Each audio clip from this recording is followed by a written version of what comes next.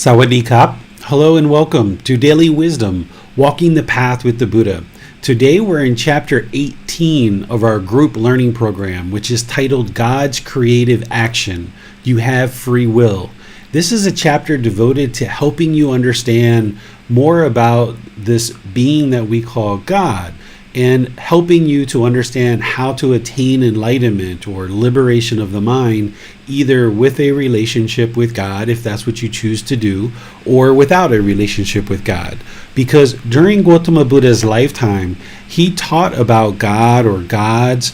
It's a really big myth that he actually denied the existence of God. You will see some people that will say this, but when you look at his actual teachings in the Pali Canon, what you'll see his teachings about God and helping people to understand this being, but more importantly, focusing their practice and their learning on their own individual learning, developing their own wisdom, but helping them to understand this being God. So that's what I plan to do today, is share with you what Gotama Buddha taught to a very minimal detail in this program. In other program that we have, the Pali Canon and English program, we go into a lot more detail throughout the entire program of all the Buddhist teachings, but there's one book particularly where a lot of the Buddhist teachings related to God are in that book, in volume 11, titled The Realms of Existence. But in this class, what we're really going to focus on is helping you to understand this being God and how you can progress on the path to enlightenment in order to liberate your mind and attain this enlightened mental state where the mind is peaceful, calm, serene, and content with joy. As we go through today's class, just like always, I'm going to open up for questions and give you guys a chance to ask questions. And the way that you would do that is just put your comments into Facebook, YouTube, or Zoom. The moderators will see that and make sure your question gets asked during the class. If you're in Zoom, you can electronically raise your hand and ask any questions or follow-up questions that way. So thank you all for joining. Let's go ahead and move right into what I have to share with you guys, and then helping you guys learn about what we refer to as God.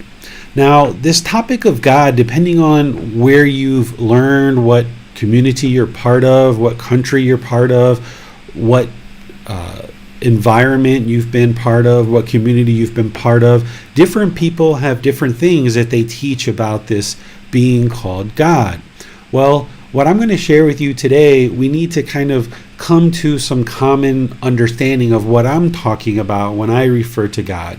Because in order for us to have this conversation or this discussion about how to liberate the mind while either having a relationship with God or no relationship with God, it's important to kind of lay some foundation and get some definitions of what we're really talking about here, so that you might not necessarily agree with what I'm saying, but at least there's a commonality, or you understand the perspective that I'm coming from and what I'm sharing with you today.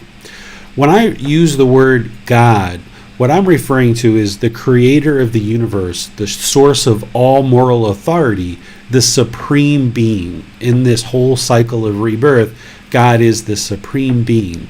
You might have referred to or heard people refer to this being as God or Allah or other various names.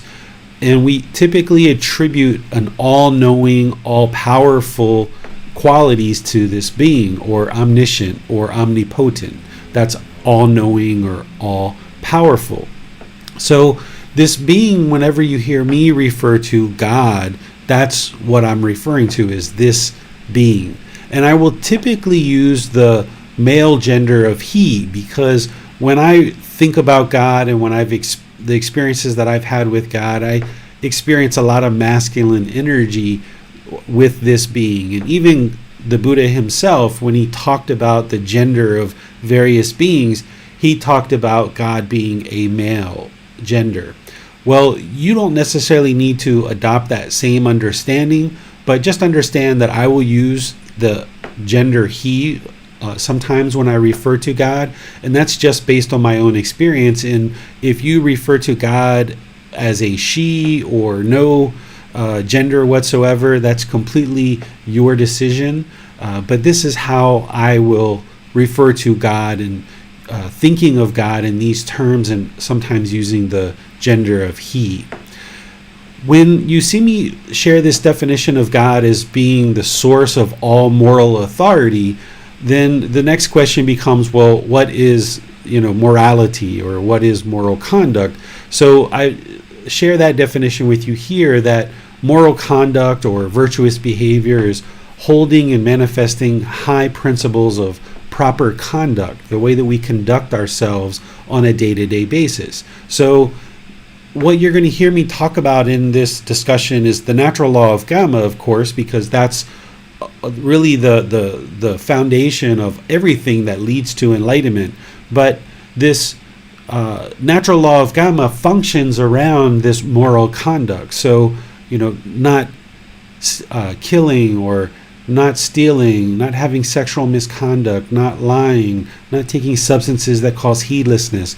This is all what was created, in my view, through this entity that we refer to as God. Okay? And it's important to understand in everything that we talk about, and as we go into today's discussion, that we all have free will. That God isn't a being that is controlling us or treating us like robots or forcing us to do one thing or another. God isn't giving out punishment and rewards. That's not what God does. As we talk further, I'm going to give you more understanding of God, but just understand that everything that we're going to talk about today is based on the truth that we all have free will. There's nobody that can force us to make any particular decisions, including God himself. And there's no predetermined life. It's not like we're born into this world and then God has decided what we are to do in this world, and now everything that we do is to try to fulfill God's wishes or try to fulfill this predetermined life that God has created for us, or that we might be pleasing God, or everything that we're doing is to please God. This is not the way that would lead to liberation of the mind if you think that way and if you've been taught that way. It's important to understand that you have complete free will in everything that you do, every decision that you make. You're not a robot, and there's no entity on this earth, and there's no entity or being like God that is going to be able to control your decisions. All your decisions are up to you to make, and those decisions that you make are based on your wisdom and what it is that you would like to choose to do, not in order to please God or not in order to fulfill some predetermined life that we may think that we may have. Instead, it's about bringing the mind into the present moment, using our wisdom and making wholesome choices in the present moment. It's important to understand that God doesn't grant enlightenment. He's not the one who's deciding who gets enlightened and who doesn't. In fact, it's our own choices, our own wholesome choices of learning and practicing these teachings to train the mind that leads to us attaining enlightenment or not. God doesn't determine that for us. We have complete ability through this free will to make choices, to learn, to gain this wisdom, to make wholesome choices, to do things like meditation and practice the teachings of the 5 precepts, practice the Eightfold Path and all the other teachings. Those are all our choices. God's not making those choices for us. As we discuss this free will, it's helpful to understand some of the overall teachings that the Buddha has related to the teachings of God.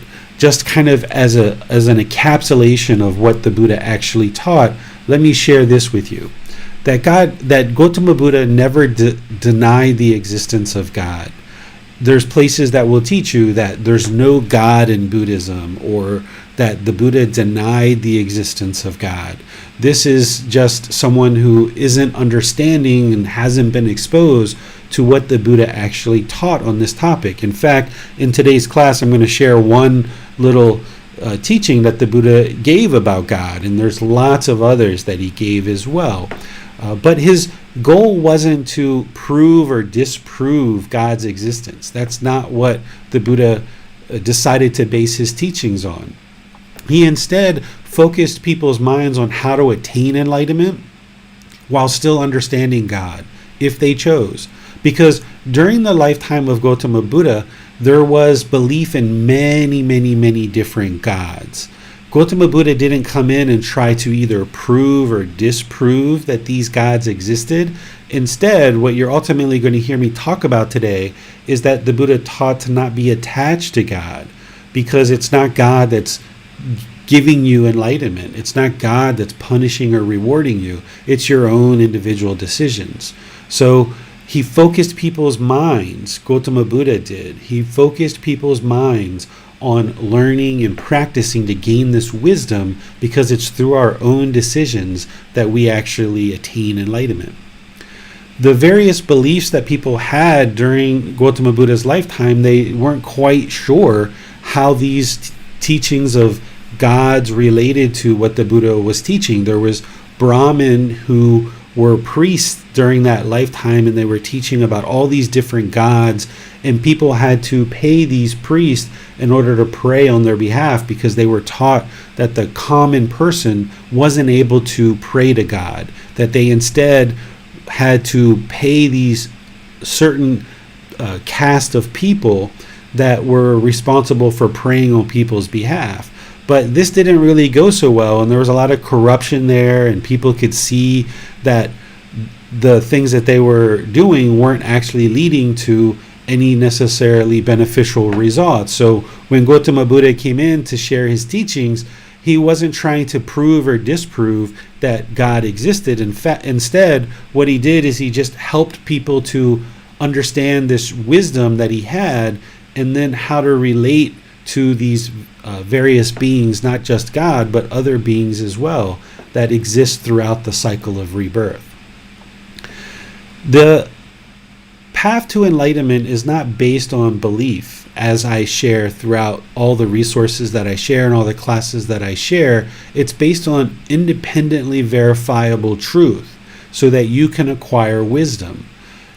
The understanding of God for some people requires a certain amount of belief, unless you've experienced certain things where God might make himself known to you in certain ways.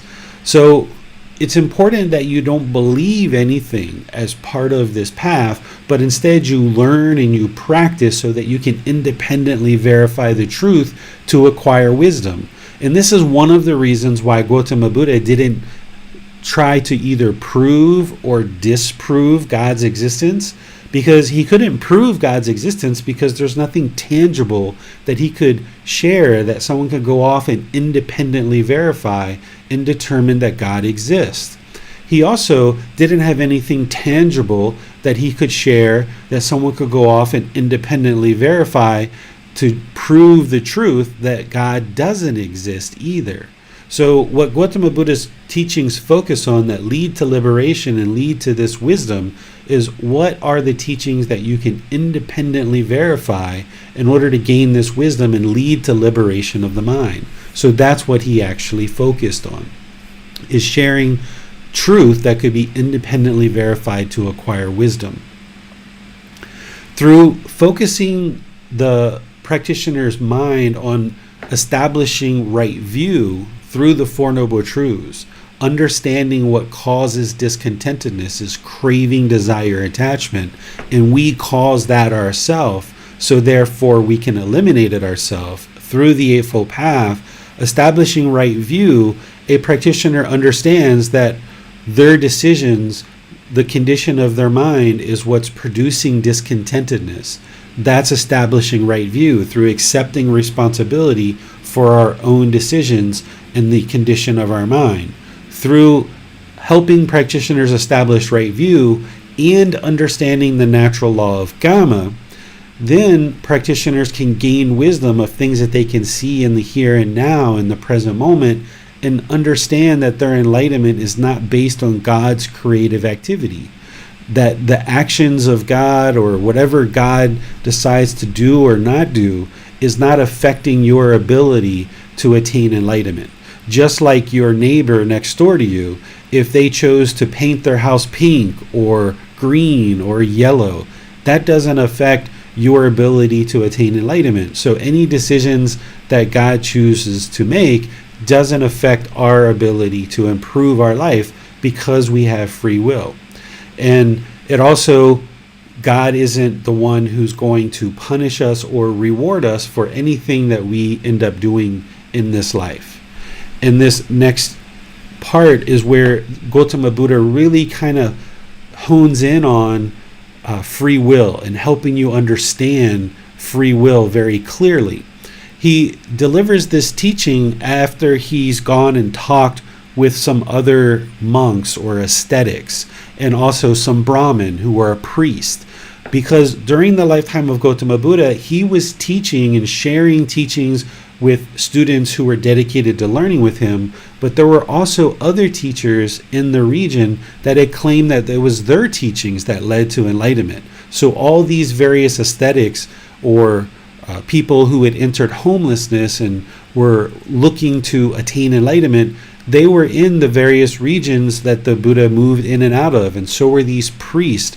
All of these people were in one way or another sharing their teachings, and in one way or another claiming that it was their teachings that lead to enlightenment. So the Buddha would interact with these various people at different times in a very respectful way, and he would understand the things that they were sharing, and some of those people would ultimately come and learn with him and start to understand his teachings. So there was kind of a community of ascetics who were all learning with different teachers, but they would kind of congregate and spend time together and kind of share what they were learning with each other, along with these Brahmin priests.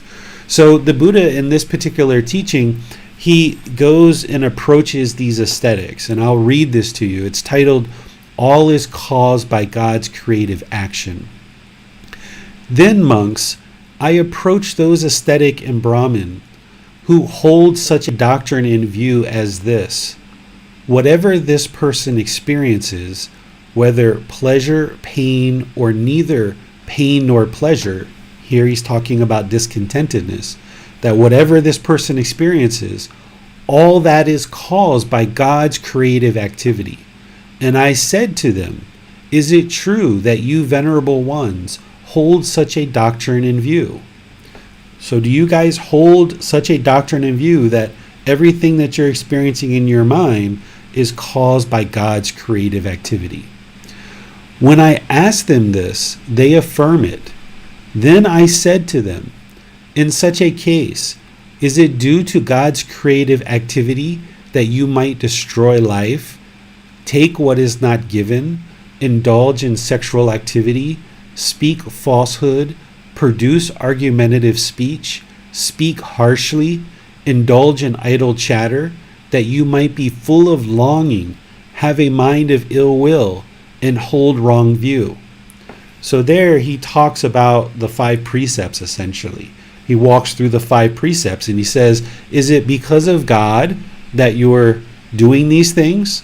That you're destroying life, that you're stealing, that you're having sexual activity, that you're lying, that you're being argumentative and having harsh speech and idle chatter? And then he goes into saying, and full of longing, which is craving, desire, attachment, in a mind of ill will, that's anger, hatred, and ill will, and hold wrong view. This is ignorance or unknowing of true reality. So he goes through the 3 poisons or the 3 unwholesome roots, and he says, is it because of God that your mind has all of these things and that you make these decisions to conduct your life in this way?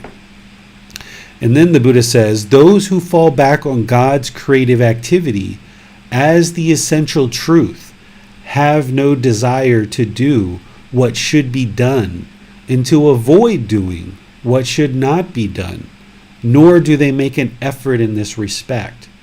So if it's because of God that all of these things are happening in our life, that we choose to kill, that we choose to steal, have sexual misconduct, speak in harmful ways, that we have craving, desire, attachment, we have this anger, hatred, ill will, this ignorance, delusion, unknowing of true reality, if we believe and we think that it's because of God that all these things are happening, then the Buddha is saying, then we have no desire or no interest to do what should be done, or to avoid doing what should not be done. And we don't have an interest to make an effort to improve our life. Since they do not apprehend as true and valid anything that should be done or should not be done, they are muddle-minded. Okay, this is the mind being confused, right? It's lacking clarity because the mind doesn't understand what you should be doing as wholesome activities and what you shouldn't be doing in terms of unwholesome activities, and practicing in a way that brings clarity to the mind. So the Buddha says, because these people don't understand what's true and valid, they're muddle-minded, they're confused. That they do not guard themselves. They don't guard the 6 doorways to discontentedness, which we talk about in our Pali Canon and English program, where discontentedness comes in through the senses, the eyes, the ears, the nose, the mouth, the bodily contact, and the mind. And even the personal designation aesthetic could not be legitimately applied to them, because an aesthetic is someone who's seeking the truth. They're given up the household life, they've moved into homelessness, they're living on the donations of the people, and they're seeking the truth, and they're seeking this wisdom to lead to enlightenment.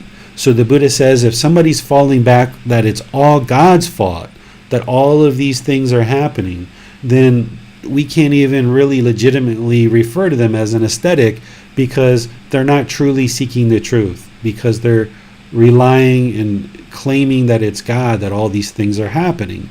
Because if it's God's fault, or if it's God's decisions or God's creative actions that are creating all that we're experiencing, then that means we have to train God to do things better. It's all God's fault, right? And what the Buddha is saying is, no, this is something that we need to focus on. We need to focus on improving our life through gaining wisdom, through gaining understanding and practice in a better way. So let me pause here and see what questions you guys have before we go further into what I have to share with you guys today. It seems that we have no questions at this time, David. Okay, so let's go in this a bit further and talk about Gotama Buddha's undeclared teachings. He taught a lot of things during his life, and then during his life he also shared things that he didn't teach. And in one of his similes, he shared the things that he declared as teachings, and he shared the things that he didn't declare, making it very clear that he didn't teach these things. The things that he did declare are the Four Noble Truths. He declared what causes discontentedness in the mind, so that we would understand discontentedness, the cause of discontentedness, the elimination of discontentedness, and the path leading to the complete elimination of discontentedness in the mind. So he declared that as his teachings. That was the real cornerstone of establishing right view, which is the Four Noble Truths. But then he left these things as undeclared, ensuring that people know that he did not teach these things. And you can read through this list. It's in the book in chapter 18. But what I would like to really hone in on for you are teachings about the soul. Because oftentimes in communities where teachings about God are being shared, we're taught that there's this soul, right? The concept of a soul conflicts with Gotama Buddha's teachings. So he didn't teach that a soul exists or a soul doesn't exist. He just left it as an undeclared teaching. Because the concept of a soul is that there's this kind of intangible, non-physical entity that's part of a human being that moves from existence to existence as like a permanent entity or a permanent soul.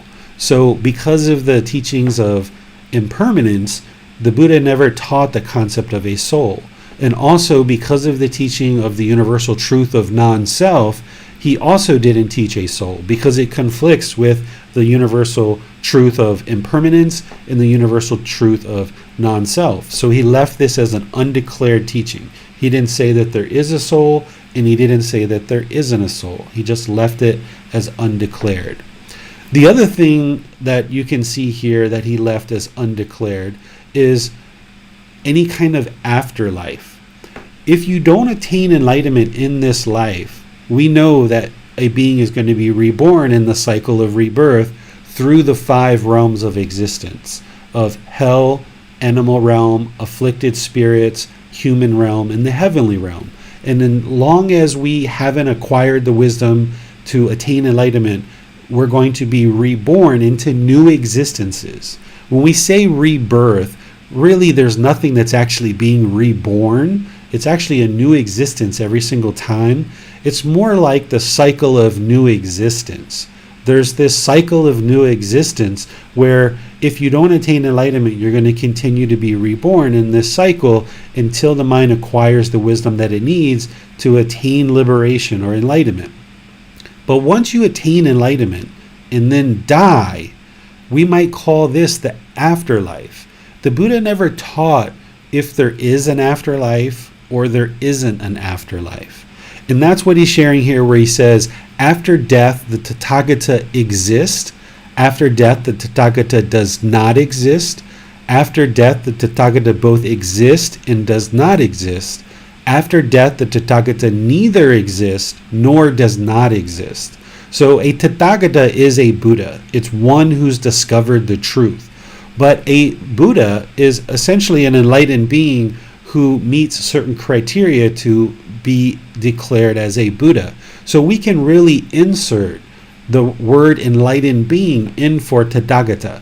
So after death, what he's saying is he's leaving undeclared that after death, an enlightened being either exists, an enlightened being does not exist, an enlightened being either exists or does not exist, or an enlightened being neither exists nor does not exist. We know that an enlightened being is not going to be reborn in the cycle of rebirth. There is no existence in the cycle of rebirth. But the Buddha never said that there's no existence whatsoever after one attains enlightenment and dies. This is another misunderstanding that you'll see in some Buddhist communities. People say if you attain enlightenment and you die, then you will no longer exist after that. But you can see in the Buddha's own words, if you look in the book that I share in volume 1, as well as some of the other volumes of this book series, you will see the words of the Buddha where he shares that he never declared whether you exist or don't exist after you attain enlightenment and die. But we know if you don't attain enlightenment, you will exist in this cycle of rebirth. So existing in the cycle of rebirth and having an existence outside of the cycle of rebirth are two completely different things. And there's various reasons why I can speculate why the Buddha didn't share if there's anything after death for an enlightened being, but that would all be speculation. He potentially didn't share what was after enlightenment because an unenlightened mind already has such craving, desire, attachment that the mind is longing and yearning for things so much that there's a lot of work you have to do to eliminate that in the mind. If you knew that there was something after enlightenment, then that's just one more thing for the mind to eliminate this craving, desire, attachment. So if there is something after enlightenment, then sharing that could potentially inhibit somebody from actually attaining enlightenment because their mind would be longing for that experience. Another reason why he might not have shared what happens, if anything, after enlightenment is because maybe he didn't know. And maybe it's because he never experienced it for himself. The Buddha was very wise in that he only taught things that he actually experienced. Because if he experienced it, then he knew it was the truth. And if he experienced it and could share that experience with you, then you could independently confirm that for yourself to know that it's truth. But because that particular life that he lived was the first and only time that he ever attained enlightenment, because once you attain enlightenment, you're not going to be reborn. So having attained enlightenment in that life, he had never experienced what may or may not come after enlightenment. So therefore, he didn't have that experience, so therefore he didn't share it. So there's various reasons why the Buddha may not have shared anything that may or may not happen after enlightenment. But the fact is that it doesn't really matter if there is something or there isn't something after enlightenment. Because anybody who learns and practices the teachings that the Buddha did declare, and you train the mind to let go of any craving to understand what he didn't declare, once the mind moves into enlightenment, it's so peaceful, calm, serene, and content with joy that you don't care about what may or may not happen after this life. Your mind isn't longing for the past. It's not longing for the future. It's firmly rooted in the present moment. So if an enlightened being experiencing peaceful, calm, serene, and content with joy, that's what an enlightened being is experiencing now in the present moment. Their mind isn't longing to know what's next. And if there is anything that's next, I would imagine an enlightened being would know that it's either as good as what they're experiencing currently, peaceful, calm, serene, and content with joy, or it's better. So there's no need to crave or long or have a desire to know what's next. Instead, what the mind needs to do is eliminate a desire or a longing to know any of the answers to any of these undeclared teachings, because you're not going to get a chance to understand the answer to any of these questions. You have to let go of trying to know, is the world eternal? Is it going to last forever? Is it not eternal? Is it finite? Is it infinite? Is the soul the same thing as the body? Is the soul one thing and the body is another thing? And then as an enlightened being, do we exist, not exist, both exist and does not exist, or neither exists or does not exist? Trying to understand what happens after enlightenment, that's just the mind longing and craving and yearning with a strong eagerness, and that's going to create discontentedness. So that needs to all be eliminated from the mind in order to get to this peaceful, calm, serene, and content mind with joy, where the mind has no fear, it doesn't even fear death, and whatever comes after this life, once the mind's enlightened, then so be it. That's just what happens, if there's anything at all. We don't have those teachings available, and if the mind continues to long for it, it will never experience the enlightened mental state. So the mind needs to get comfortable with not knowing the answer to any of these questions. Any questions on any of this? So, David, as interesting as these questions may be, if we are pulled into thinking about them too much, it's essentially a sign of our discontent, essentially. If the mind has, and for some people, you're going to probably have a longing right now for the answer to some of these, especially if you've been taught in other communities that the world is eternal and the whole goal is to have this eternal life with God. If you've been taught that, your mind has been conditioned in a way that's going to hinder you from enlightenment. Because if you think that this world is eternal, and that means you're not understanding the universal truth of impermanence, and you're not understanding this undeclared teaching, and the mind is longing for eternal life.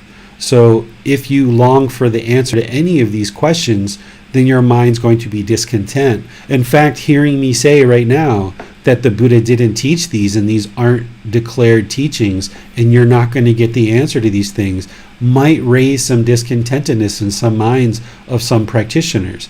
And that's an indication that there's craving, desire, attachment there. And it's causing your mind to be discontent. And that's exactly why the mind has to be trained to let go of this. Because if you hold on to wanting to know the answer to these things, it's going to create discontentedness in the mind. So you would say even philosophical speculation on these matters can be signs of an attachment and lead one to discontent, essentially?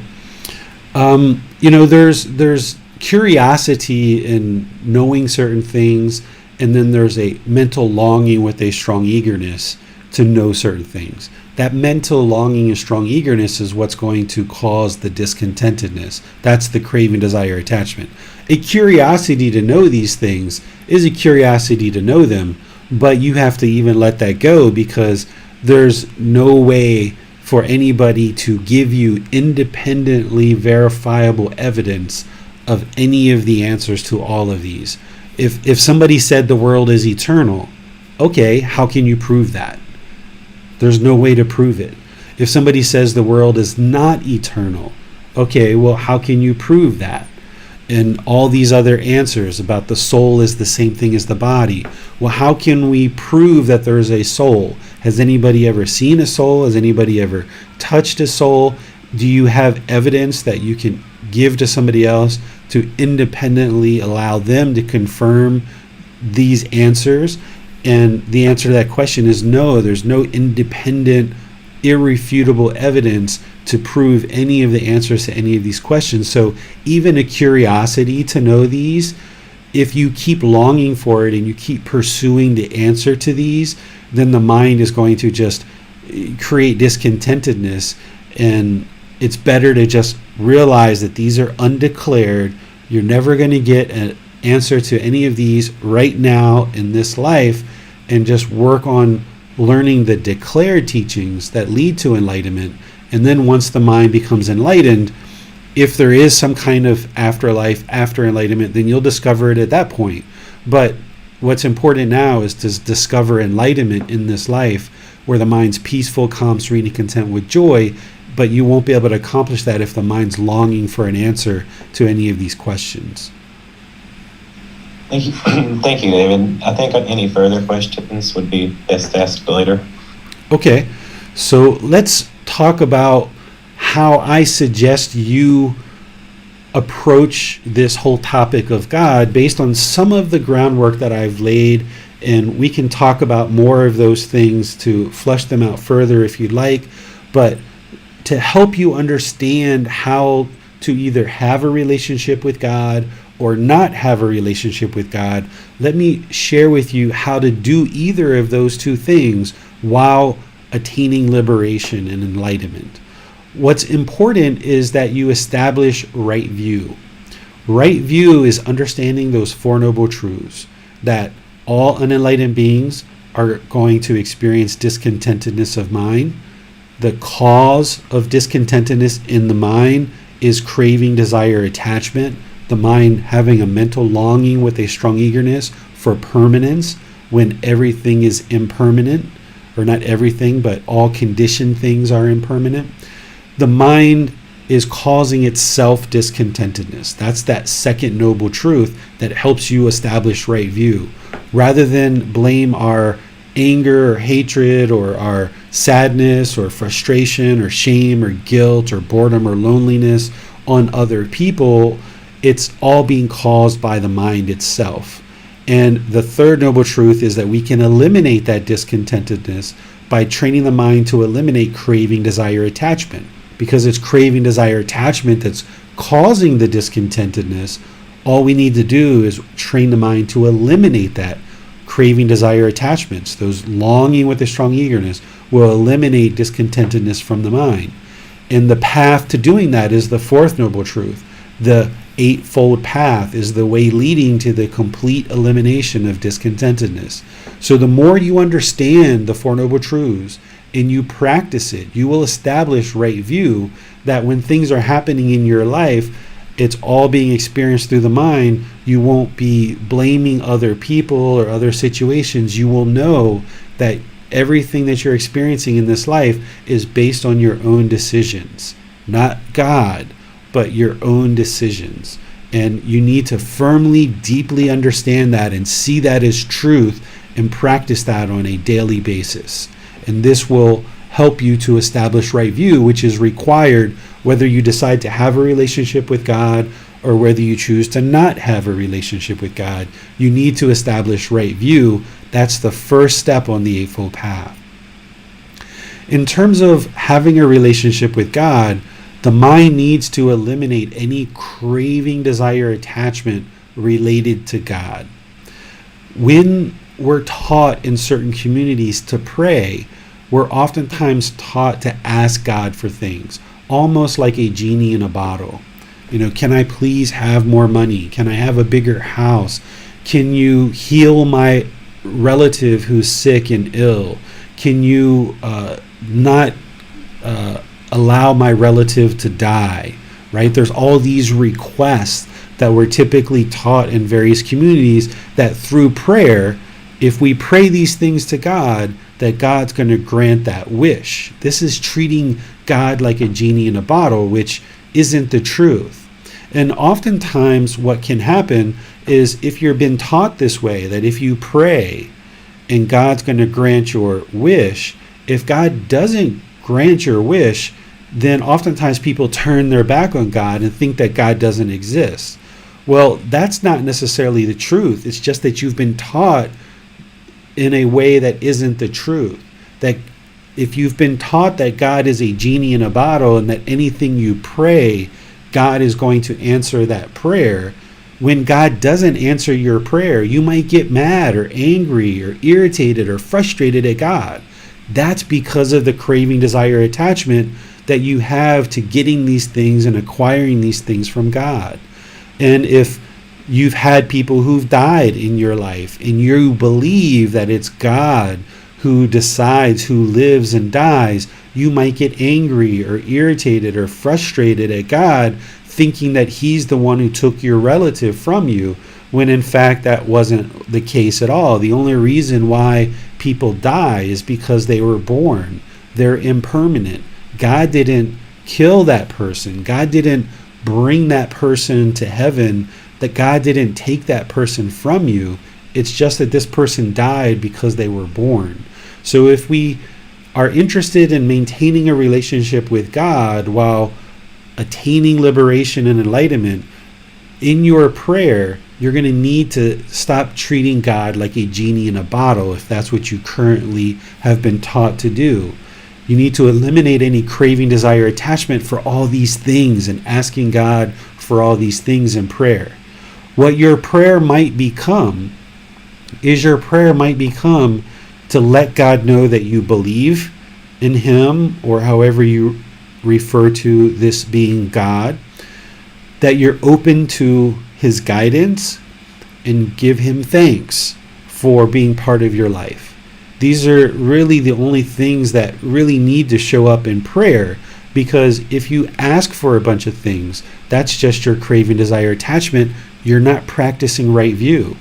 You don't understand. If you're asking God for a whole bunch of things and for him to give you a whole bunch of things, then you're not understanding the natural law of karma, that everything that happens in your life is because of cause and effect, or action and result. God doesn't just poof and give you something. And this is something you can independently verify for yourself. You don't have to believe what I'm saying. If you say a prayer right now, God, please give me X, Y, and Z, did he give it to you? Is it there? No. So you don't have to believe what I'm sharing with you, that God isn't a genie in a bottle. You can see the truth for yourself by doing a prayer, asking God for something, and then see if it arrives. And if it doesn't arrive, then you have the truth for yourself that God isn't a genie in a bottle, and that through prayer you can't make requests to God and acquire some beneficial thing in this life. Everything that happens in this life is through the natural law of karma, of cause and effect. So if you're going to pray, then you might decide that you would like to let God know that you believe, because he does like that and know that people believe in him. You can let him know that you're open to his guidance, because there are certain things that he will be able to share with you along this path. And you might decide to give him thanks for being part of your life. But don't rely on this guidance. Don't ask for this guidance. Don't request this guidance. Don't tell him that he needs to give you guidance. Don't think that something that's happening in your life, oh, that's God giving me guidance. Don't think like that, because you have to be a wise practitioner who is always making the choices for yourself. That God's not making these choices, you're making the choices for yourself.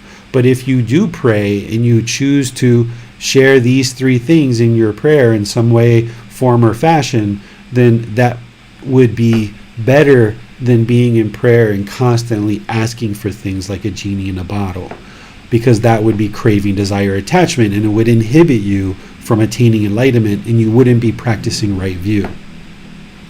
You need to eliminate any craving, desire, attachment to being with God in heaven. If you've been taught this way, that the goal of this life is to perform a whole bunch of things that pleases God, and then at the end of this life there's a judgment, and God's either going to judge you and bring you into heaven or make you go to hell, this isn't the truth. God doesn't make those decisions. It's through the cycle of rebirth in your own decisions. It's through the natural law of Gotama that decides whether you are going to be reborn, and if you are going to be reborn, in what realm. God isn't judging us to determine where we belong, right? If you're reborn in heaven, then that's not a permanent destination. You can actually be reborn from heaven into other realms, or you can attain enlightenment from the heavenly realm.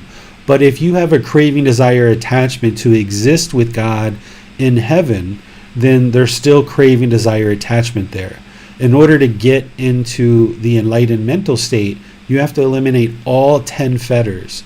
And one of those fetters is a desire for form, which is a desire to be reborn in one of the form realms, which is animal and human.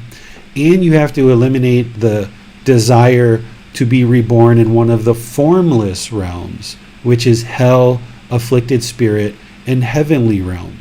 So if you still have a craving, desire, attachment to be reborn in heaven and be with God, then the mind is still attached to God, and you're going to experience discontentedness as a result.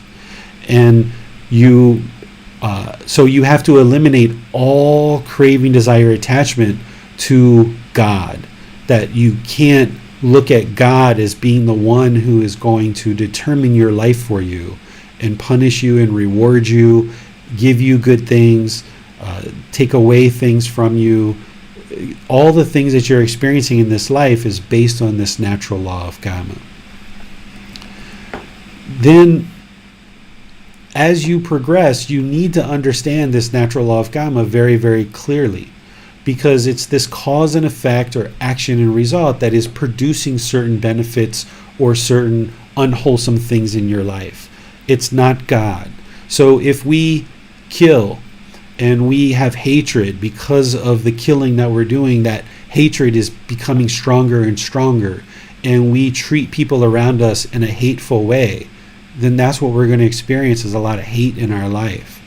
Or if we're stealing or having sexual misconduct, or we're lying, or taking substances that cause heedlessness, our life is going to be impacted by these decisions that we're making. This isn't God that's controlling us to do these things. These are our decisions that we're making, and we will experience the results.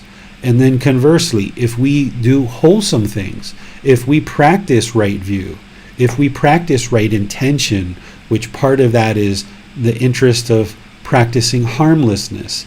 If we practice things like right speech, those 5 factors of well-spoken speech, then what we'll notice is the people around us will have better relationships with us, that we will experience improved opportunities in this world with our children, with our life partners, with our co-workers, with our family, with our neighbors. If we go out into the world and we're a hateful person and we speak harshly and argumentatively, then that's what we're going to experience coming back to us. But if we speak with these 5 factors of well-spoken speech and all the other factors of the path, then we will experience beneficial results in this life right now. So you need to be able to see that everything that's happening in this life is as a result of the natural law of Gotama. And you can see that for yourself. The more that you reflect on conversations that you've had in the past that went really, really well, you can see that, yeah, you were practicing the 5 factors of well-spoken speech, maybe before you even knew what they were. And in conversations that went not well and ended in an unwholesome way, then you can see that you weren't practicing the 5 factors of well-spoken speech. So you can see the truth for yourself as more and more of these teachings of the Buddha that you learn, and you independently verify the truth for yourself through your practice. You can see this natural law of karma is true and real, and it's affecting us on a daily basis based on our wholesome decisions and based on our unwholesome decisions. It's not God that's doing anything to us. It's our own decisions that are creating either wholesome results or unwholesome results. We need to ensure that if you've been taught to fear God for any reason, in some communities, people are taught to fear God, that and if you do something, if you sin or you break a commandment or you do this, that, or the other thing, that you should fear the wrath of God, and that you're going to essentially be punished either in this life or once you die. You're going to be judged and punished in hell for eternity. This isn't the teaching of what would lead to enlightenment. This isn't how God functions. That if you have any understanding of God whatsoever, this God is a very loving God, an unconditional love. He's not interested in people fearing him, right? Any kind of fear is going to produce problems in your life, even if you fear God. So you need to not fear anything from God because he's not doing anything to you. It's the natural law of karma that's always at play here. It's your own decisions that are leading to certain results. If there was punishments from God that were being doled out, if you did something unwholesome, which I'm sure we've all done things unwholesome in our life, then wouldn't you get like some lightning bolt strike you? Or, wouldn't you like drop dead in that instant as soon as you did something bad? That's what you would see if God was controlling you like a robot, and if he was this domineering God that you needed to fear. But that's not what any of us are experiencing or have experienced in the past. So you can see the truth for yourself that God is not domineering, God is not controlling us, God is not attempting to get us to fear him and trying to fear us into practicing wholesome teachings. Instead, God is kind of like a parent there that is essentially practicing these teachings as a practitioner of these teachings, not being attached to us, right? If you had a child that kept moving towards the hot stove and wanting to touch the hot stove, you would be restraining them and restraining them and restraining them and trying to teach them not to touch the hot stove. And you would keep doing this over and over and over again. Well, eventually, it's helpful to just let the child get close to the stove, feel the heat, gain that wisdom that the stove is hot, and this isn't something that you should touch. Because if as parents, we kept restraining our child and just talking to them, they don't quite gain the wisdom as if they actually come close to the stove and feel the heat themselves and gaining that wisdom. So God, in my view, is a practitioner of these teachings and understands these teachings very, very clearly, because he would be only interested in seeing all beings live in harmony. He'd be interested in seeing all beings attain enlightenment, right? This is essentially like heaven on earth if all beings attained enlightenment. He's not responsible for restraining us, right? We're here to gain this wisdom, and it's through that wisdom that we will make wise free will choices, free will decisions, right? God's not controlling us like a robot and attempting to force us to do one thing or the other. Instead, he's providing us this environment. There's this world that we have, and now it's up to us to work our way through this cycle of rebirth and gain the wisdom that we need to lead to liberation. And he's not going to be constantly controlling what's going on in this world because he's unattached to the outcome. So some people will oftentimes turn their back on God because if they see a child with cancer, or they see people get murdered, or they see things happening in the world, if the mind believes that God is the cause of all of these things, then they must think that God is just a horrible being. Some people say that God caused COVID, for example. People who view that as punishment and fear, it elicits fear in the mind, then they must just have a really horrible outlook on this God. But that's not what God's doing. All of these experiences that we're having, whether they're wholesome or unwholesome, are based on our own decisions. God is unattached to us. He would like to see us live in harmony, but it's our own choices of whether we do that or not. And in order for us to gain wisdom, we have to get close to that stove and feel the heat. And one of the things that we've experienced in this world is we've experienced a lot of anger, a lot of hatred, a lot of ill will, a lot of problems in this world. These things aren't being caused by God, they're being caused by us as human beings. But because we're causing all of these problems, we can also eliminate them as well. That's what we learn in the Four Noble Truths about our own mind, but that also relates to everything that's going on in the world as well. Since we're experiencing all of these problems in the world of murders and robberies and rapes and all these different, drug abuse and poverty and famine and all of these different things that are happening around the world, this is all because of our choices as human beings. So we can improve that, but God's not orchestrating this. It's not his role to control the world and make all these bad things happen. And it's also not his responsibility to improve the world and make all these good things happen. That's our responsibility. That's part of practicing right view.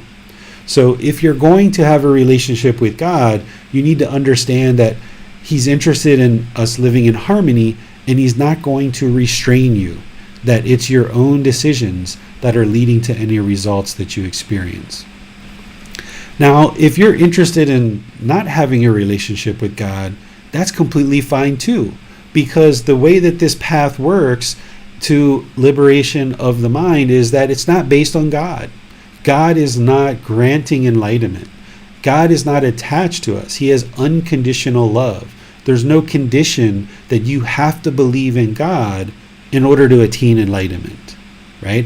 And there's no condition that if you don't have a belief in God or you don't have a relationship with God, you won't attain enlightenment. There's no teaching like that.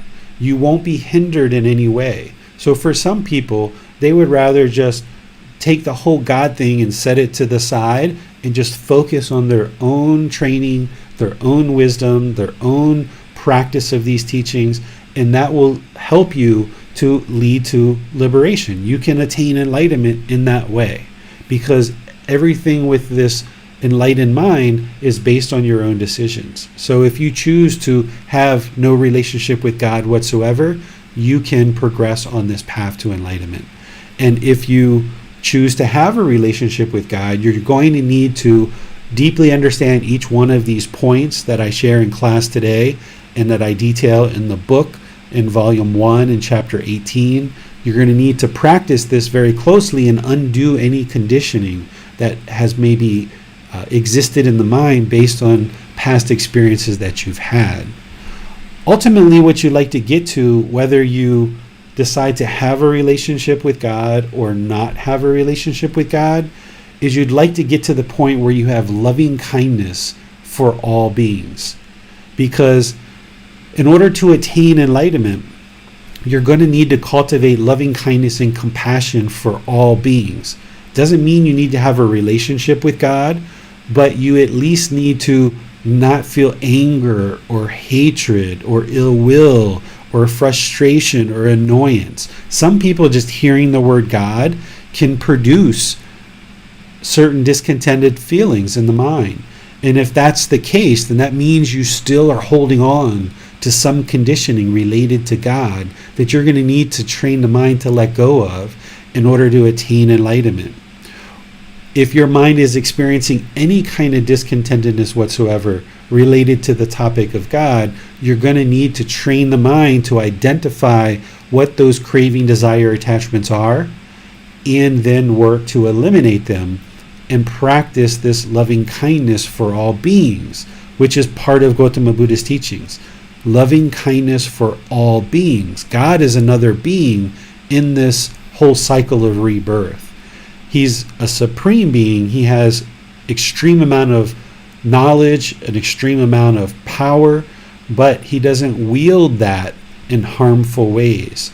He's not doing those kind of things, even if that's what you've been taught in the past. So you're going to need to cultivate this in the mind, even if you choose to not have a relationship with God. If you're finding yourself irritated or frustrated or annoyed about the topic of God, then what you will potentially decide to do is include God as one of the rings in your loving kindness meditation.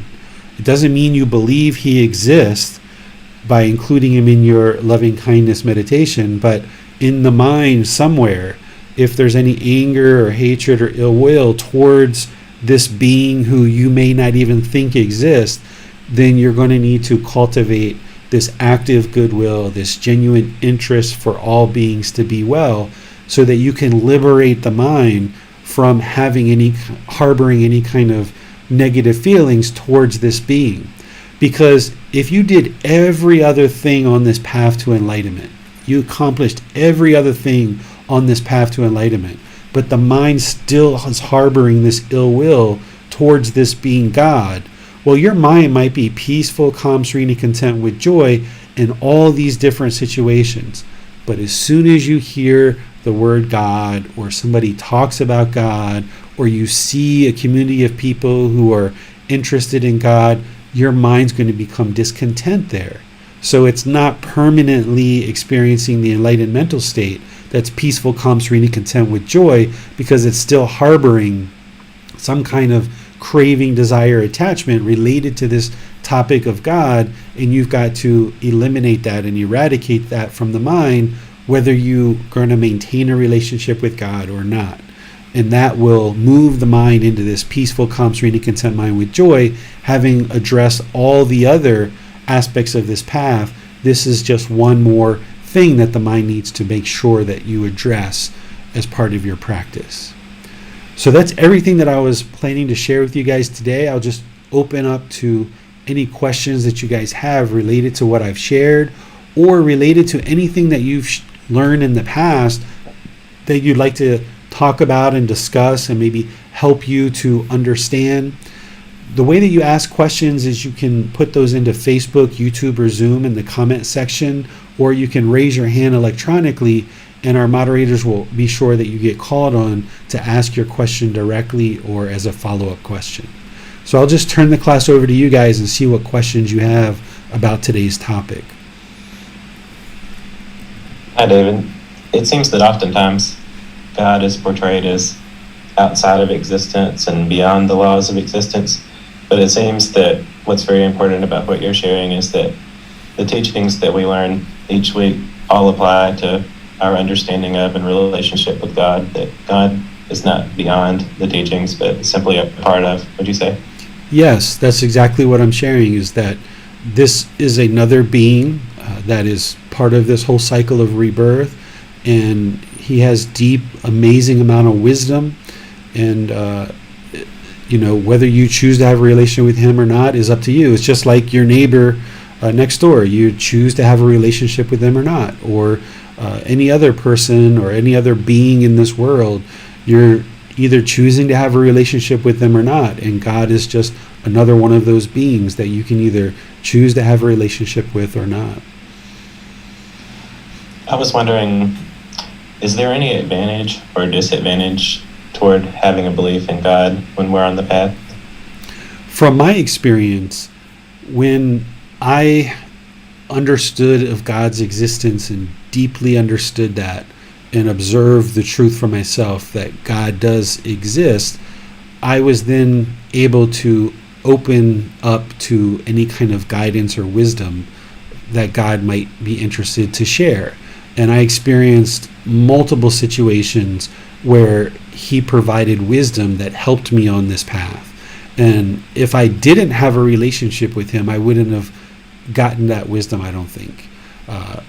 So through having a relationship with God, I feel that it does provide you another avenue, just like another friend, kind of an elderly grandfather, if you want to think of it, or a grandmother or something like that, to provide you wisdom along this path.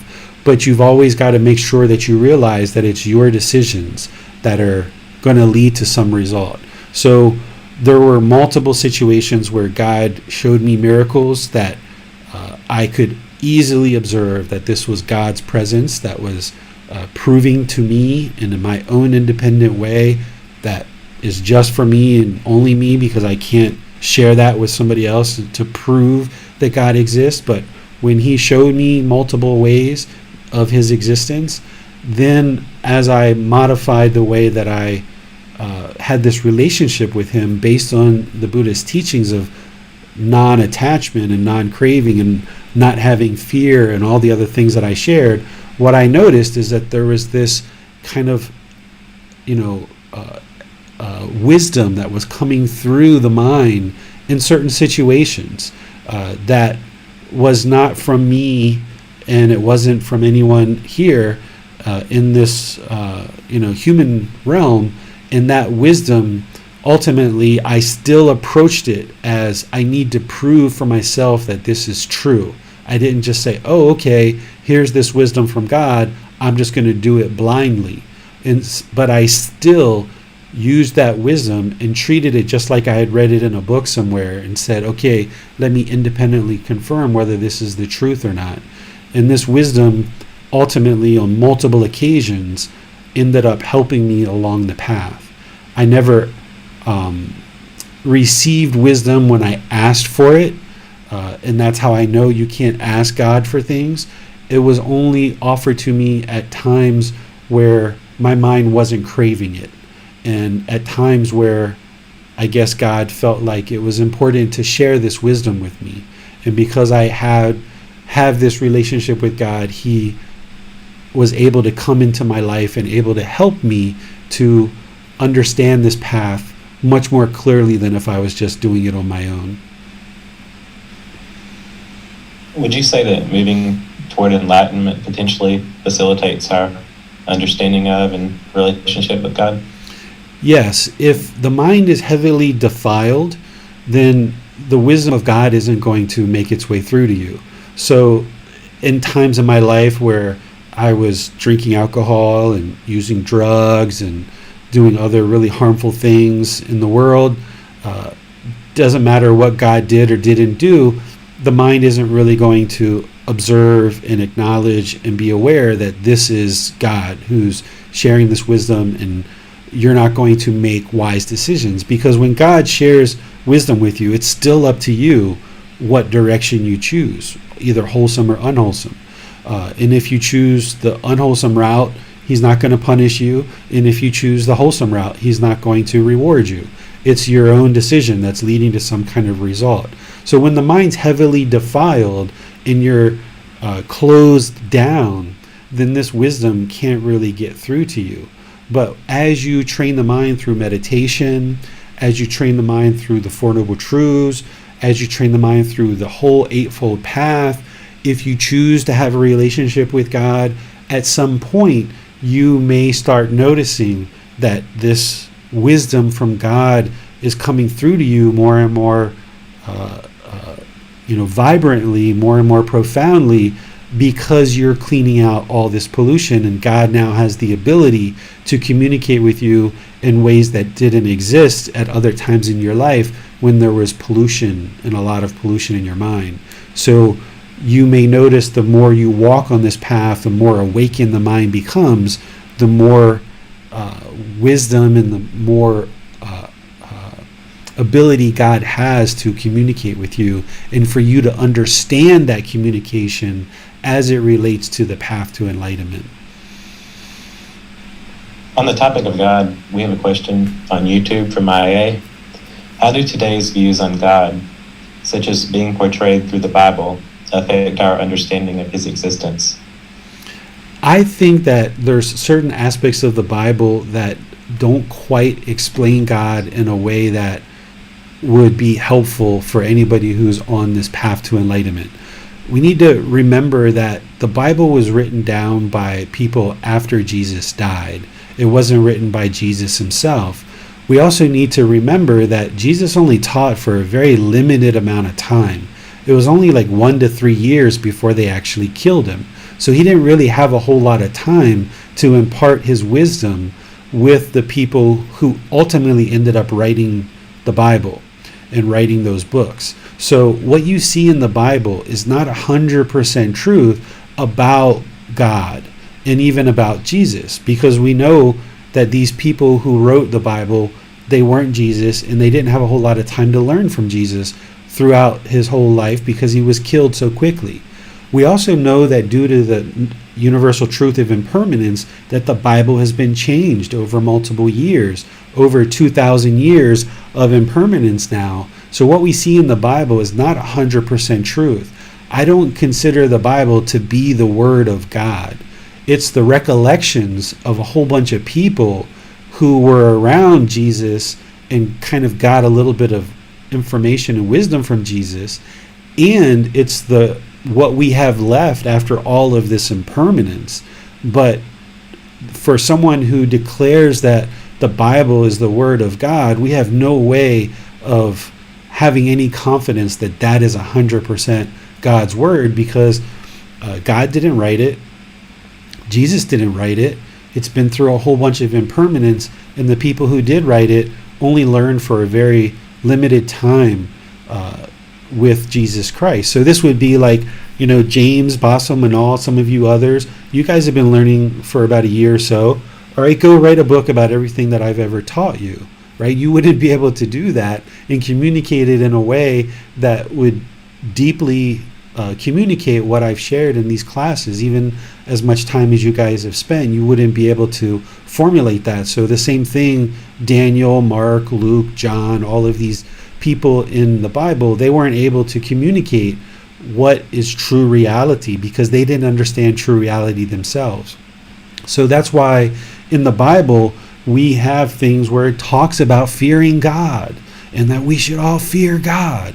Well, the person who wrote that feared God, but that doesn't mean God wants you to fear him, or that doesn't mean it would be beneficial for you to fear him, but that's what that person wrote, and they must have feared God in order to have written that. Or people who write in the Bible that we should pray to God, and anything that we pray for, God will give us and will grant our wish. Well, the person who wrote that believes that, but that doesn't mean that's the truth. And we know that's not the truth because when we practice what that says in the Bible and we pray to God, and do we get what we want? The answer is no. So it's not that God doesn't exist. It's that the person who wrote that down didn't understand the truth. And as long as someone considers the Bible to be the truth and they practice what's in there, when those things don't happen, then somebody might turn their back on the Bible or turn their back on God and think that God doesn't exist because what the Bible says isn't the truth. Well, it's not that this entity or this being of God doesn't exist. It's that the Bible was written down and has been changed over multiple years, that it doesn't reflect 100% of the truth. And I don't know the Quran, but the Quran is another place where God is oftentimes talked about a lot. And there's most likely things in there as well that aren't 100% truth about God. And because of that, there's, in my view, a lot of misunderstanding about this being God. And what I'm sharing is from my experience and my perspective of how to attain enlightenment while either maintaining a relationship with God or by not having a relationship at all. Thank you, David. Let's go to Manal next for a question. Hi, Teacher David. So on your point about recognizing defilements or pollution, how would you clearly see if the mind's non-existent relationship with God is because of defilements or pollution, or is it because the mind is just diligently training to further in the path and recognizing that investigation and practice of the teaching is what will ultimately eradicate unknowing of true reality. Yeah, the more that you investigate the Buddha's teachings and the teachings that I share, that's what's going to lead to liberation. If you decided to set the whole God thing to the side and only focus on the core teachings, then that could give you a really clear path to attaining enlightenment. And I'm here to guide you. You're here to independently verify what I'm sharing is the truth, and you can progress in that way. But if you decide to have a relationship with God, and that's something that you value and see as important, this is the way that you would do that. If there's any discontentedness related to either side of this, and there probably is, then you know there's craving, desire, attachment there in the mind. And through all the other teachings that I've shared so far in this program about how to eradicate craving, anger, and ignorance, with craving, eradicating it with breathing mindfulness meditation, with generosity, with using discontentedness as the red light on the dashboard, identifying those craving, desire, attachments, and then actively putting a plan in place to eliminate them. That is how you eliminate craving, desire, attachments, whether it's in relationship to God or anything else. And then with anger, practicing loving kindness meditation and practicing loving kindness in daily life. And then with this ignorance or unknowing of true reality, focusing on independently verifying the truth to acquire wisdom. And when you focus on that, that wisdom is what's going to antidote or remedy the ignorance and unravel this whole massive amount of discontentedness that the mind experiences in the unenlightened state, and help you experience more and more of this peaceful, calm, serene, and content mind with joy. And as you do, that's the indication that you're on the right path. You don't need to go around looking for signs of God, or is God with me today, or is he not with me today? All you need to do is look at your own mind and the clarity of your own mind. And by learning and practicing these teachings more and more, you will see that the clarity and crispness, the peacefulness, the calmness, the joy in the mind just continues to increase. And sure, you're going to take backward steps and go forward and backwards and go forward. But ultimately, the mind over time is getting more and more enlightened or awakened, and you can see that truth for yourself. You don't need God to tell you anything or give you any signs necessarily. But as your mind does awaken, don't be surprised if those things do happen. Right. I do think since childhood that a sense of God is omnipresent and a very universal sort of entity. And I've never had a relationship with God. You mentioned that there could be heavy defilements or pollution of the mind, and that therefore inhibiting you from having a close relationship with God. Have I understood that correctly? That that may be the reason why? Because I've never had the affinity. I've had the this universal sort of love and respect for any God, but I haven't had an affinity towards a God. The meaning behind a God. So my question is more, would that be indicative of having some defilements and pollution that are there that are unrecognized? Not necessarily. What I was sharing there is that James had asked me the question about this guidance from God that is potentially able to be experienced. A person whose mind is defiled and heavily polluted isn't going to be able to benefit from that, because they're not going to acknowledge or even observe that that's what that wisdom is coming to you. You're talking about something slightly different, which is you've just never really, it sounds like, maybe pursued a relationship with God, or maybe even known how to do that. That isn't necessarily as a result of defilements. It's just a result of maybe your experiences in life. And as you said, you've always kind of had this respect, or this respect, but you just maybe haven't known how to maybe have a relationship with God, if that's something that you were interested in doing at any point.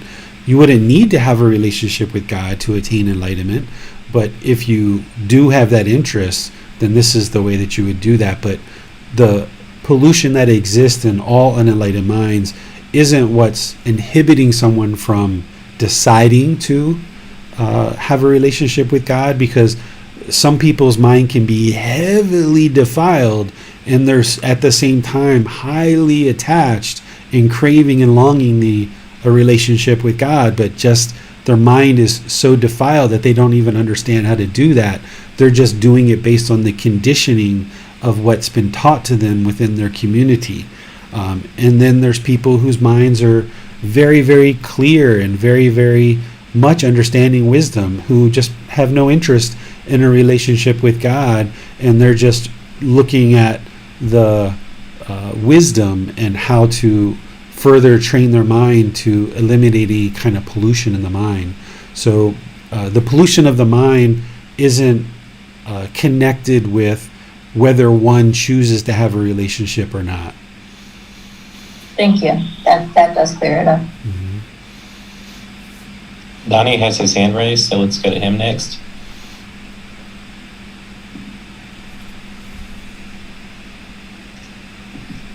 I just need to seek a clarification. From my understanding, I think to me, Buddhism is not considered a religion, because we are studying the teachings of Gotama Buddha that will guide us towards enlightenment. And a religion to me is more like having a God, which is omnipotence, which say, I created this world, and there are some so-called rules that we should follow. If you follow it, you have some reward, if not, be punished. Is that considered as the right view of things? You could maybe think of it that way. I also don't think of Gotama Buddha's teachings as a religion. I don't even think about other traditions as necessarily a religion. When I think about religion, I think of rites, rituals, ceremonies, worship, kind of people who took in the teachings of some original teacher, and then they're going to put rites, rituals, ceremonies, and worship as part of that, and then there's going to be a centralized organization who disseminates these teachings and tries to convince other people to practice them in order to lead to some beneficial result. That's what I think about when I think about religion. There's certainly some people who might choose to practice Gotama Buddha's teachings as a religion, and they might look at it as rites, rituals, ceremonies, and worship. There are certainly people that are doing that with Gotama Buddha's teachings, but that wasn't his original way of sharing his teachings. And just because God is part of a particular set of teachings isn't what makes it a religion or not a religion, right? With certain traditions, I usually refer to them as traditions, there can be a presence of God in those traditions. And if people are practicing as rites, rituals, ceremonies, and worship, there's a centralized organization that's disseminating these teachings and trying to convince people to practice those teachings or believe in those teachings, then to me that's a religion. But what I share in all the resources that I provide, I don't consider it a religion. I consider it a better way of life.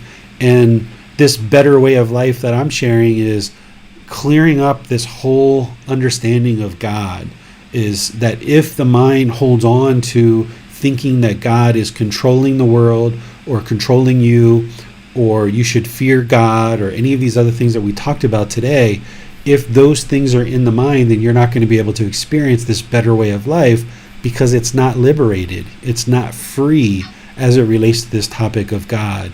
So we can understand this being of God while still not practicing these teachings as a religion. Instead, practicing it as a better way of life. Thanks. Teacher David. You're welcome. We have a question now on YouTube, also about God, from Sean D. If God is everything, the before, the now, the always, God is also the devil, yes? I don't share teachings along the lines of what you just shared, that God is everything always, that God's the devil, all of those things. I don't share that because I have a feeling you might not have been in the class from the beginning when I walked through my understanding of God and how to practice these teachings of the Buddha in relationship to God, because God is an independent being, and the devil, or what you're referring to as the devil, in Gotama Buddha's teachings, we refer to that being as Mara, and that being of Mara is a completely separate being from God. They're not the same thing. And that first part of the question where you said God is everything, always, one, I don't agree with that, because while God is everywhere and God can be everywhere and God has this all-knowing, all-powerful energy, we are our own being and God is God's own being. So this being of Mara or devil or the Satan or whatever you want to refer to him, that's not God. That's a completely separate being. I thought I would turn the topic to free will now, David, because many of us, we look at the world and we see what seems to be events happening through causes and conditions, whether those causes and conditions are physical, biological, or related to societal conditioning. And I was wondering if you can explain where free will can fit into this, essentially. Yeah, so everything that happens in this world is all based on free will. God can produce miracles, but that's God's free will. That's his free will that's doing that. When Jesus performed miracles, it wasn't actually Jesus performing the miracles, it was God performing the miracles. God's not going to give the power of performing miracles to a human being, even someone like Jesus Christ, because that kind of power, wielding that kind of power, is dangerous for a human being to have. So anything that happens, including miracles, is all based on free will. Whether where we live, where we work, the relationships that we're involved in, everything that transpires in this world, COVID coming into the human realm and being part of human beings, how well a particular country addresses COVID versus another, all of these things that we experience in the world is all based on our own free will choices. We may even, as I talked about, may end up getting a certain amount of wisdom from God on this path if you are open to that and you choose to have that relationship. But still, it comes down to your free will of you choosing what you should and shouldn't do on a moment-by-moment basis. There's no one and there's no being that is controlling you of what you should or shouldn't do.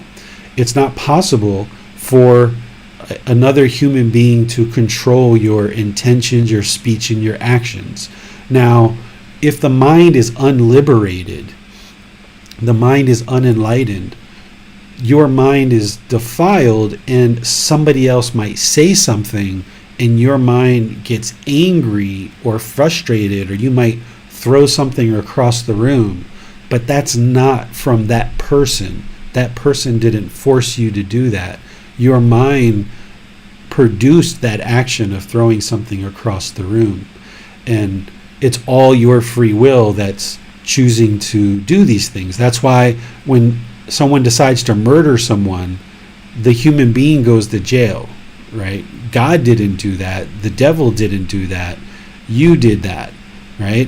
So this being Mara, since that is what was brought up, that being Mara, just like God is there to influence wholesome activity, but it's still your free will choice, Mara, or the devil or Satan or whoever you want to call that being, they're there trying to influence unwholesome activity. But ultimately it's your decision of what you choose to do on any moment-by-moment basis. That's your free will. So everything is as a result of your free will. If you think otherwise, then essentially you're a robot and everybody's controlling you, and that's just not true. Instead, it's your own decisions that are leading to any particular results. And that's why the more you understand this wisdom of the Buddha about this natural law of karma, the more you understand that, through that wisdom, you can make wiser and wiser choices that lead to more and more wholesome decisions, that lead to more and more wholesome results.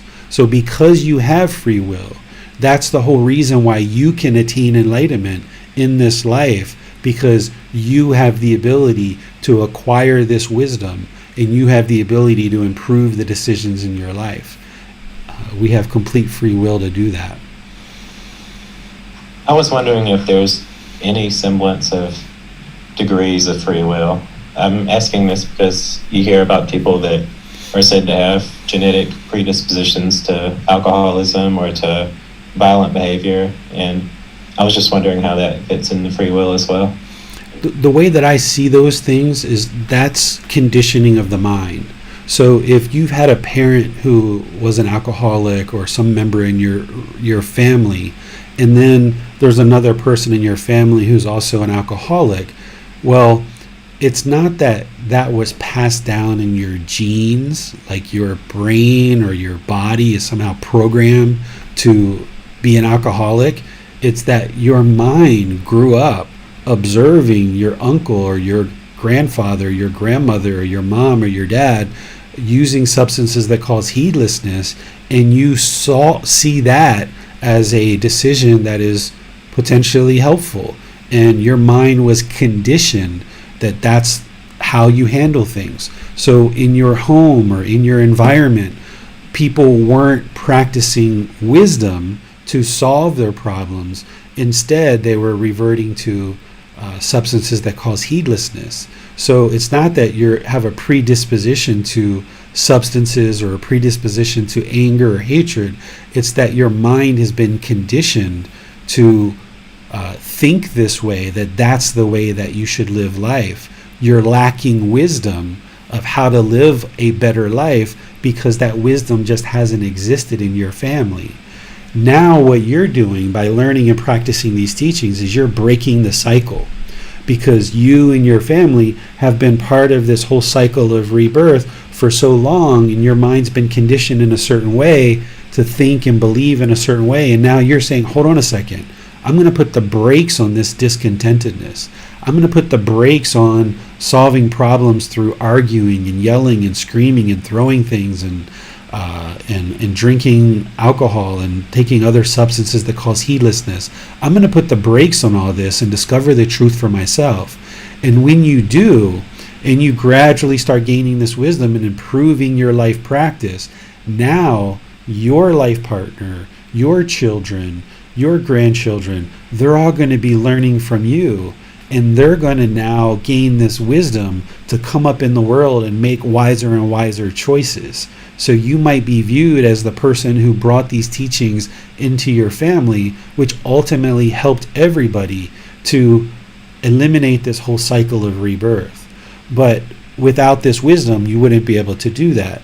What's been happening without this wisdom is we've been experiencing this craving, anger, and ignorance, this pollution in our families, and it's been handed down from one family member to the next, to the next, to the next, that's the way to conduct ourselves in the world.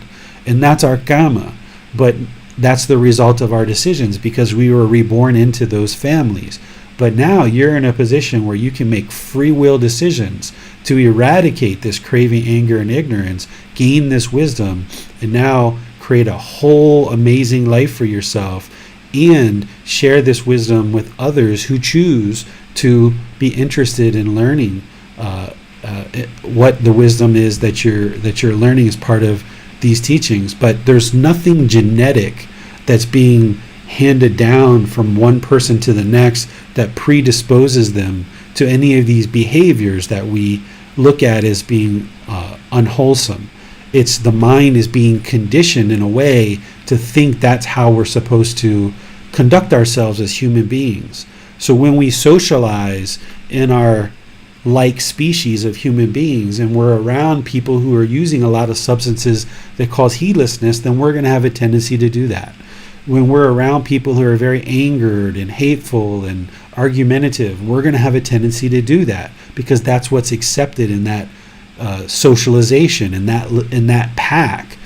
But that's why the Buddha encourages us to then have wholesome friends, wholesome companions, and wholesome comrades, because if we associate with people that are into wholesome things, then we're going to socialize in that way, and we're going to make wise decisions towards wholesome conduct and wholesome mental discipline, because we have this wholesome relationships that are producing more and more wisdom in our life, that we see people handling challenges and difficulties in their life in a wholesome way. And the more that we're around a community of people like that, then we will develop those type of skills, and that wisdom will then become what's in our mind to then be able to conduct our life in a way that leads to wholesome outcomes, because of the wisdom that we're acquiring amongst a community of people who are into wholesome things. It seems that oftentimes before we're on the path, we're very much vulnerable and reactive to our causes and conditionings, to the people around us, to simply the sea of activity around us in life. But would you say that it's being on the path and practicing the teachings that can really unlock our free will in the present moment and allow us in some sense to take control of our karma? Yeah, when you learn the Four Noble Truths and you do what the Buddha says is have the breakthrough, where you truly, deeply understand the Four Noble Truths, and you can see without a shadow of a doubt that it's your own mind that's causing your own discontentedness, and because of those decisions that you're making in your life that's creating the discontentedness, you also have that free will, that same free will to work your way out of that discontentedness. To me, that's liberating by itself. If we think that there's this domineering God that we need to fear, and that's punishing us and that's rewarding us and giving us these rules to follow, and we're going to be judged at the end of this life, and we're going to either go to a good place or a bad place, those people are going to fear death a whole lot, right? This is how when some people say that their ultimate goal is to go to heaven and be with God, though you ask them, so if you ask them about fear of death, they're very afraid of death. Well, why? Well, because they don't know for a fact that they're going to be with God. They just believe it, right? They just believe, but they don't know the truth. So there's a lot of fear there. But when you understand that this being of God is not this domineering God that's not punishing and rewarding us, that's not judging us, that everything is based on our own free will, then you can have a wholesome relationship, if you like, with this being of God, because they're not trying to control you. And you understand that it's your free will that is producing wholesome results and unwholesome results. And that by itself, I think, is just so liberating, that everything that you experience in this life is based on your own decisions. Absolutely, David. We have a couple of questions from Facebook now, from Michael Johnson. Mm-hmm. On the subject of karma, a child getting cancer, is that karma from a past life? Are there some events that just can't be explained? Yes, anything that we experience is our karma. And karma itself isn't punishment and rewards, just like God isn't punishment and rewards. It's just cause and effect, or action and result, essentially the result of our own decisions. Anything that happens or is happening with the physical body at the time of birth, that's results of our previous lives. So if we're born blind, for example, and we were born blind or deaf, or we're born with some medical issue, that is based on our previous decisions in our previous lives, because what's needed in order to create a birth is there needs to be an egg, a sperm, and a consciousness. And these three things come together, and now it forms a new being in the womb of the mother. But though that body that we inherit in the mother's womb, it's not based on our decisions in this life, because we haven't made any decisions yet. It's just the consciousness that's come into that body, but the consciousness coming into that body is based on our previous decisions from our previous life. So if we're born with any medical issues, then it's from our decisions from our previous life. If a child gets cancer age 1, 2, 3, 4, 5, 6, something like this, they haven't made any decisions in this life that would lead to their cancer necessarily, unless their parents were living in a place that is disposed to cancer and in the environment or something like that. What's actually happened is they're still being affected from their previous decisions, because when we kill, for example, and we've had lives where we've done a lot of killing, our life is going to be very short lifespan. This is why, like, for example, snakes and lions and tigers and things like this, they live for very short time frames, as opposed to things like elephants and turtles, right? Elephants and turtles live for really long periods of times because they don't kill animals. They don't typically kill other animals. They are eating vegetarian type food. So they have very long lifespans. Animals that have very long lifespans, you will see that they don't kill. Where animals that do kill, they have very short lifespans. Human beings are the same thing, because we're all being affected by this natural law of karma. Whether we know about this natural law of karma or not, we're still being affected by it. Not as punishment and rewards, but just true reality, what's happening. So a child who ends up having a fatal illness, then this life is short for them because of things that they've done in their prior lives, not as a punishment, because they're still going to move through this cycle of rebirth. They're still going to be moving in all these different realms, and they will most likely come back to the human form again. And they may even, in this human form, like say they die of cancer at the age of 6, they may actually attain enlightenment at the time of death, right? So this cycle of rebirth isn't a punishment for us. It's just what we're experiencing, being stuck in this cycle of rebirth, and everything that's happening to us in this cycle of rebirth is as a result of our decisions. Whether it's sickness, illness, wealth, or poverty, anything that we experience is all based on these natural laws of existence. And the more you understand that, and you take away the whole punishment and reward thing, then you can get rid of that stress of carrying that burden of that fear and that punishment and the rewards. And you can just say, okay, what is going on here in this world? Let me understand these natural laws of existence, and now the more wisdom that I gain about them, I can make wiser and wiser choices, and I can work my way out of this cycle of rebirth so that I no longer need to experience this discontentedness ever again, and I can stop this whole cycle and get to this peaceful, calm, serene, and content mind with joy, where the mind is fully enlightened and no longer experiencing discontentedness and no longer experiencing existence in any of these realms.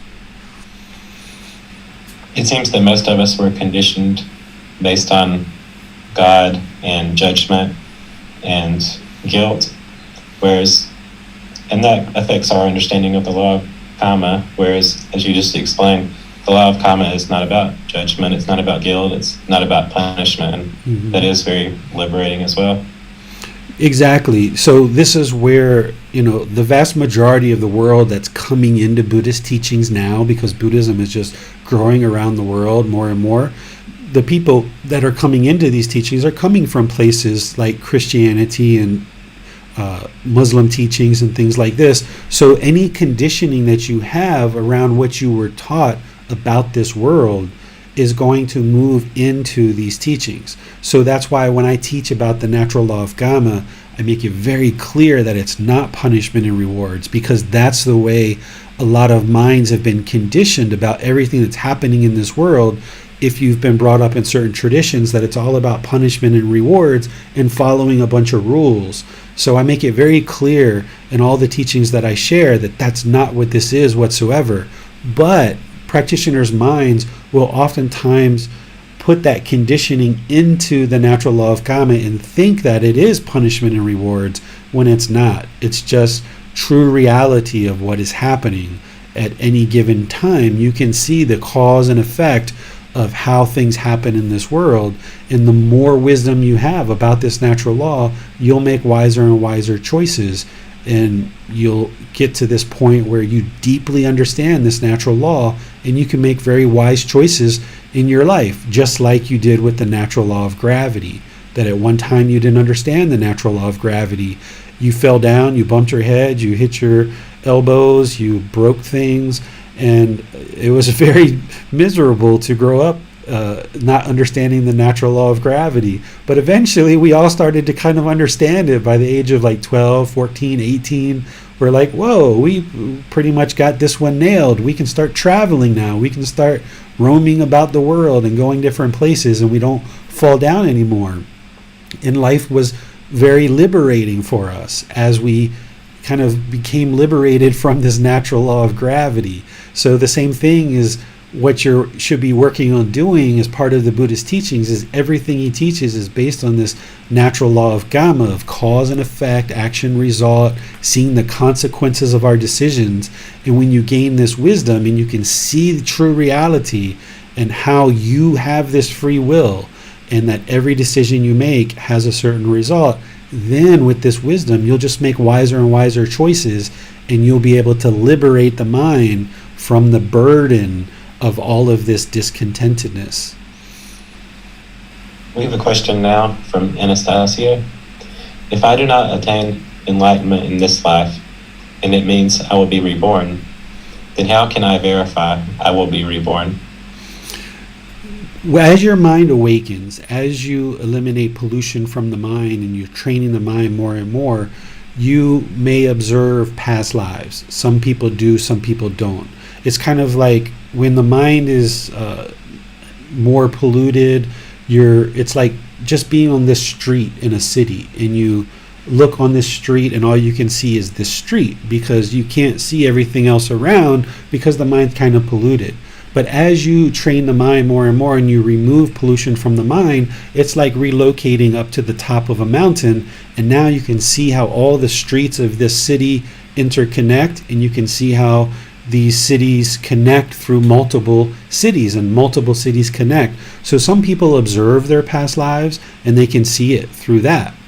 Another way is something that I'm going to be sharing soon, in another 2 weeks, where I talk about the animal consciousness as it relates to the evolution of the human consciousness. This is chapter 20 in our book, where I discuss about how you can see the animalistic attributes of the mind in this human existence, of how they very much relate to an animal.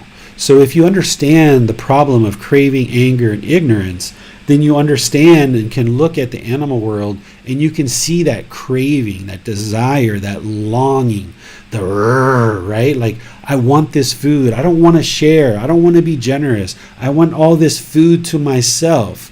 And then if anybody comes close as an animal, right? There's this hostility, this aggression. And why is all that happening? Because the animal is lacking wisdom. It doesn't understand that by you attacking this animal, other animals are going to attack you. Well, that's what's happening in the animal world. But even though we're in this human world and we're in this human existence, the mind of the unenlightened being functions very much like an animal. You have this craving, desire, attachment, this mental longing with a strong eagerness. The mind doesn't want to share. It wants to hoard. It wants to hold on to things very tightly, right? The mind wants to go around like an animal and have lots of sex with lots of different people. We steal, just like animals steal. We kill, right? We do all these different things very much like an animal. And when somebody does something we don't like, we act like an animal. Right? Hostility, aggression. We even have the phrase in our language, you're acting like an animal, right? Where do you think that comes from? Even though people may not understand the cycle of rebirth, we say you're acting like an animal because there is a certain degree of understanding in the subconscious of an unenlightened being about these kind of things. We even say you're fighting like cats and dogs, right? So even though we're in this human realm, in the unenlightened state, we very much function like an animal. And I'll be explaining more of this in 2 weeks, and you can see in the book in chapter 20. So there's these indications that you can see of the cycle of rebirth. You can see it. The more you understand the natural law of karma, and you understand the Buddhist teachings of what leads to rebirth in all the various realms, you look at these various realms, you look at your own life and your own mind, you can see the indications of the cycle of rebirth, and you may end up actually observing your previous lives as you progress on this path further and further. That will give you the ultimate truth to know that the cycle of rebirth is 100% truth. Thank you, David. This can certainly be a challenging and interesting topic, and thank you very much for breaking it down for us today. Yeah, you're welcome. This is a topic that I think is very helpful for anybody to learn, because Gotama Buddha's life, he wasn't about proving or disproving God's existence, like I mentioned. He was here to deliver teachings that lead to liberation of the mind, to enlightenment. That's what he did. He stayed focused on that. But he still shared teachings to help people understand all these other beings and all these other realms. And God was one of those beings that he talked about. In fact, during his lifetime, people believed in many gods. So he wasn't there to either prove or disprove any of these. He just kept people focused on what do you need to do to actually liberate the mind. And here's some understanding about this being of God. And that's what I'm doing as well, saying through all the classes, all the resources that I share, here's the path to enlightenment. Here's how to liberate the mind. But because during this lifetime, the vast majority of the world who has been exposed to God believes in just one God, here's how you would practice in a way to liberate the mind to enlightenment with this understanding of God. And if you aren't interested in having that relationship, then like I've said, that's fine too. You can still walk this path without this relationship with God. And it is such a big thing to talk about because there's so many different views about God, so many different perspectives, so many different opinions, and there's not any kind of tangible way to prove or disprove God's existence. And all you can do is focus on understanding the truth.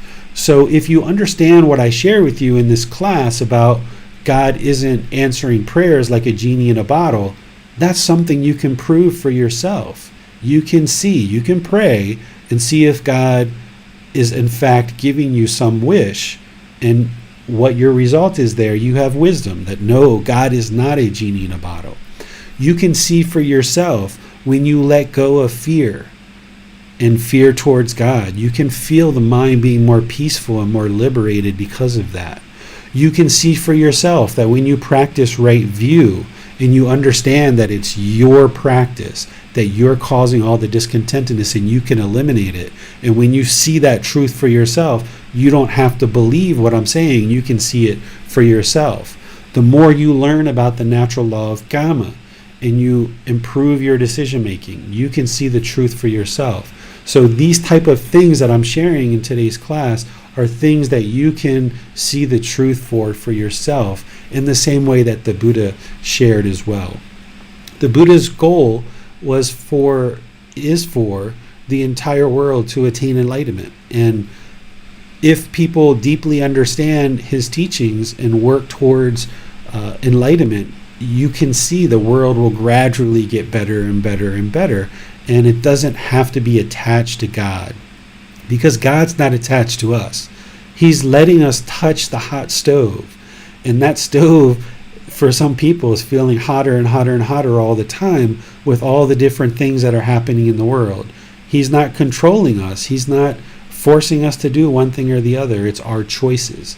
So just like we've got ourselves into this mess, we can get ourselves out of this mess. And it's the only thing that's going to get us out of this mess.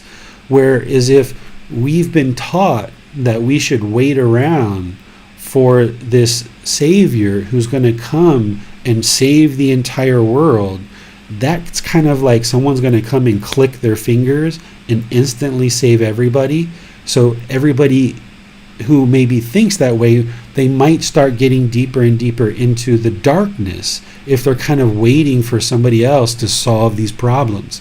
But the Buddhist teachings focus us on we can improve our life right now, today. We don't have to sit around and wait for something to occur.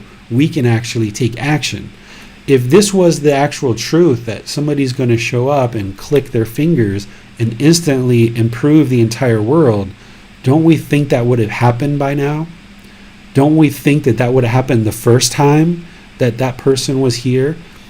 I don't recall ever a time that Jesus said that he was going to come back, click his fingers, and instantly save everybody. When Jesus came the first time, he shared teachings, and he shared teachings to help people live a better life. And when he comes the second time, when people understand Jesus Christ has come back, then he's going to have teachings for people to share, that he's going to share for people to learn and improve their life, just like he did the first time. He's not going to click his fingers and everything changes for the world, because as soon as he clicks his fingers, either him or God does that, the world's perfect. Okay, the world's perfect.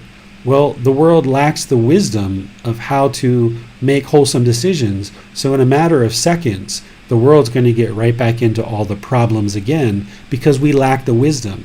We didn't touch the stove and figure out that the stove's hot and we should no longer touch the stove. So this being of God, while he has amazing amount of power and amazing amount of knowledge, he's not wielding that in order to click his fingers and have all of us be perfect beings. He's allowing us to touch the stove so that we can gain the wisdom ourselves. And when we gain that wisdom, then we can truly create heaven on earth, because now we have the wisdom of how to do that. That's what a real parent actually does, is helps their children to gain wisdom gradually and slowly, and gives them the freedom to make all their decisions themselves so that they can live a very good life based on free will. So to me, that's what this being of God is doing for us, is providing us the wisdom and the opportunity to learn, but they're not going to control us and they're not going to punish us and reward us, but instead just have unconditional love and interest in seeing the world be harmonious together. But if we choose to do that, is our choice. And that's where the Buddhist teachings come in, is the Buddhist teachings show us how to make those wise choices to live a very wholesome life if we choose to do that. So thank you all for joining today's class. Really pleased that we can share this topic with you. And in our next class, next week on Sunday, we're going to be in chapter 19, which is the difficult human existence, sickness, aging, and death. This is where we're going to talk about the life of Gotama Buddha and how he basically lived during his life and what kind of brought about these teachings. I'm going to share a bit about the story of Gotama Buddha's life and this human existence that we experience, this sickness, aging, and death, because this is the primary questions that the Buddha was trying to understand during his lifetime. And as he discovered the answers to those questions, we can then use that wisdom to help us in this life. And then on Wednesday, we'll be doing breathing mindfulness meditation as part of our class. So you're welcome to join on Wednesday or Sunday for either of those two classes. And I'll just wish you all a very wonderful rest of your day. If you're in the USA, have a wonderful 4th of July, Independence Day, and celebrate the freedom of your mind, liberating it to enlightenment. So have a wonderful rest of your day, and we'll see you in a future class. Sawadee krap.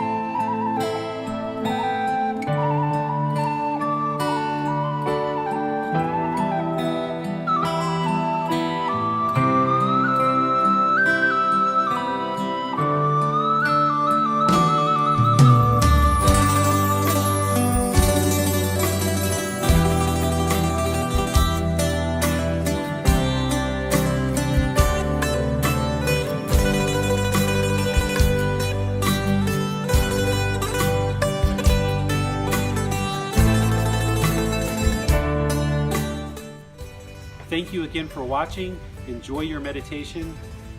Look forward to seeing you online and answering any questions that you might have. Thank you so much.